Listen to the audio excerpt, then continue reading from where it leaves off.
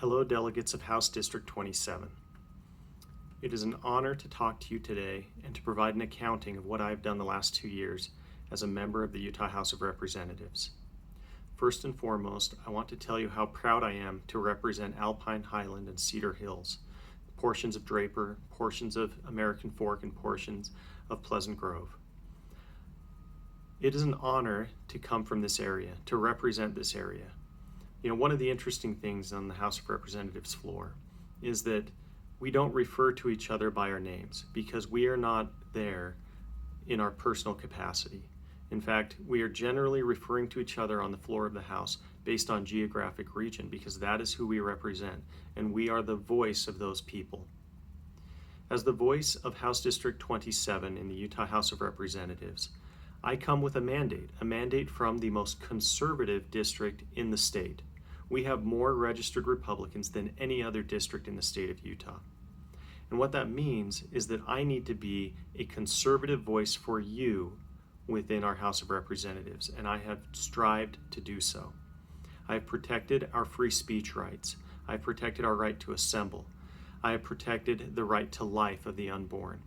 I have protected our public lands and sought a return of those lands to the state and to the citizens of the state. Throughout my tenure, I have tried to do everything that I can to represent you with a conservative voice founded in natural rights, in the rights of life, liberty, and the pursuit of happiness, and private property ownership. I want you to know that as your representative moving forward, I will do the same.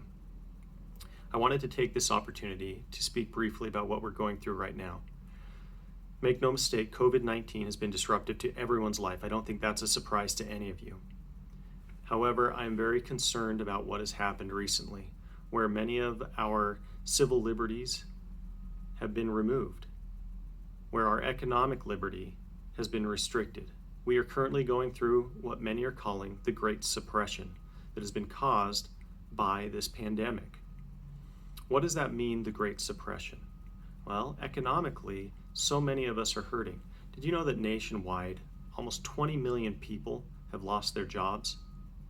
Utah is not doing much better. We have so many people that are unemployed, whose jobs are in limbo, and who are struggling to make it through this crisis. At the same time, our civil liberties are being suppressed. Our right to assemble has been denied. Our right to free worship has been abrogated. Our right to travel has been restricted. Our children's right to a public education has become a right to a public education, but only from a private location. What do we do? How do we get that back? I want you to know that I have been working with the governor's office for more data.